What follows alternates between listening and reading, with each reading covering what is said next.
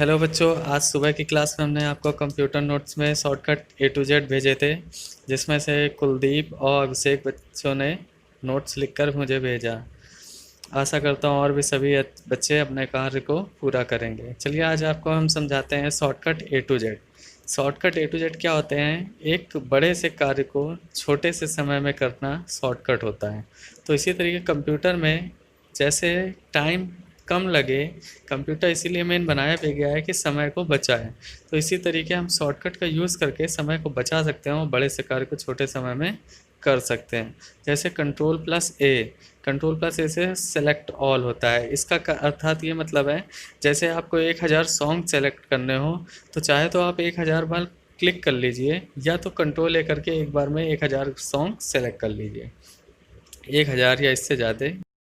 इसके बाद control B से होता है बोल्ड, यानी किसी टेक्स्ट को जब आप डार्क करना चाहते हैं तो उसे सेलेक्ट करके कंट्रोल बी करेंगे तो वो डार्क हो जाएगा।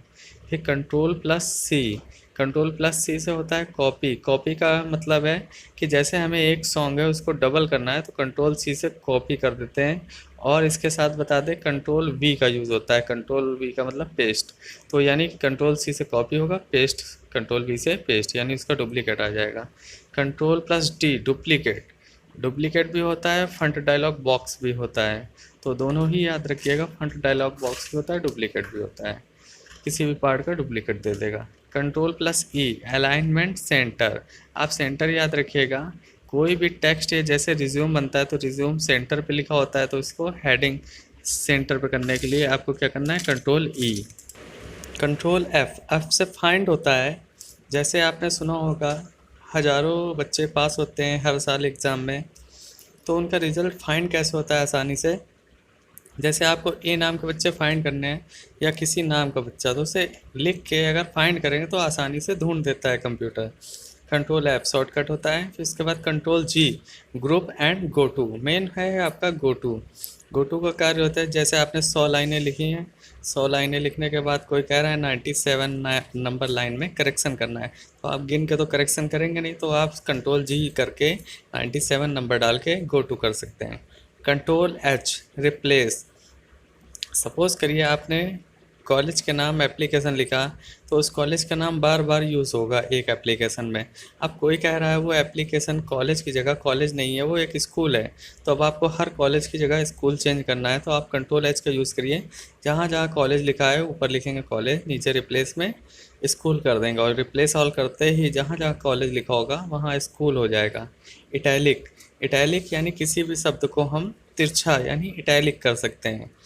अब जैसे हम बताते हैं आपको जस्टिफाई का यूज़ सबसे ज़्यादा न्यूज़पेपर में यूज़ होता है। जैसे हम न्यूज़ सेट करते हैं तो चारों ओर सीक्वेंस से लिखे, यानी आपको बराबर से टेक्स्ट दिखे चारों ओर, उसे कहते हैं जस्टिफाई। कंट्रोल के हाइपर लिंक, जैसे आपके हमें मोबाइल में लिंक आते हैं वैसे ही हम किसी भी पेज जो सेव करते हैं, जैसे सॉन्ग वीडियो, उसका लिंक बना सकते हैं और उस पर क्लिक करते ही आपका वो लिंक खुल जाएगा।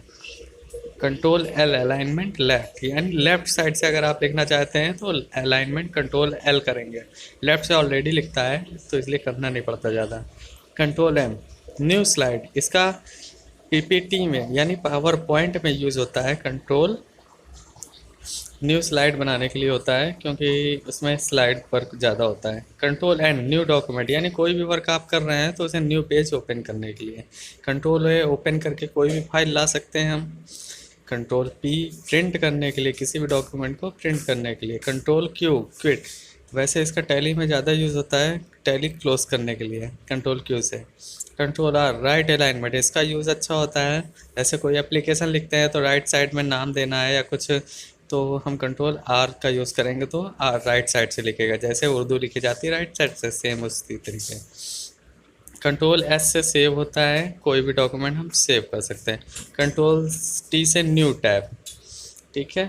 इसके बाद कंट्रोल यू से अंडरलाइन लगाने के लिए टेक्स्ट के नीचे। कंट्रोल वी आपको हमने बता ही दिया था कि उससे पेस्ट होता है, यानी कॉपी। और control V, control C control V एक साथ चलता है।